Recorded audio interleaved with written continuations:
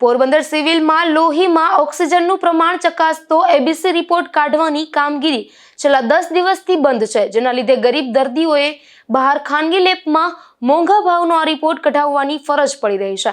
આથી વહેલી તકે સિવિલમાં રિપોર્ટની કામગીરી શરૂ કરવા માંગ ઉઠી છે. પોરબંદરમાં મેડિકલ કોલેજ શરૂ થયા પછી સિવિલ હોસ્પિટલમાં સુવિધા વધી હોવાના બણગા ફૂંકવામાં આવે છે, પરંતુ વાસ્તવિકતા કંઈક અલગ જ છે. કારણ કે હજુ પણ અહીં અનેક રિપોર્ટ માટે ગરીબ દર્દીઓએ ખાનગી લેબમાં મસમોટી રકમ ખર્ચવી પડે છે. હોસ્પિટલની લેબમાં એબીસી રિપોર્ટ મશીનની ડિસ્પ્લે બંધ હોવાના કારણે 10 દિવસથી કામગીરી બંધ છે. આથી અહીં તપાસ કરતા એવું જણાવ્યું હતું કે દર્દીઓને હેરાનગતિ ન ભોગવવી પડે તે માટે આઈસીયુ ખાતે આવું જ મશીન કાર્યરત છે અને દર્દીઓને ત્યાં મોકલવામાં આવે છે. પરંતુ ગુજરાત ન્યૂઝની તપાસમાં એવું સામે આવ્યું હતું કે આઈસીયુમાં પણ કાર્ટ્રીજ ખલાસ હોવાના કારણે 10 દિવસથી રિપોર્ટ કાઢવામાં આવતો નથી. આમ બંને સ્થળોએ રિપોર્ટ કાઢવાની કામગીરી બંધ છે. આથી ગરીબ દર્દીઓએ ખાનગી લેબમાં ₹400 થી વધુ ખર્ચી રિપોર્ટ કઢાવવો પડે છે.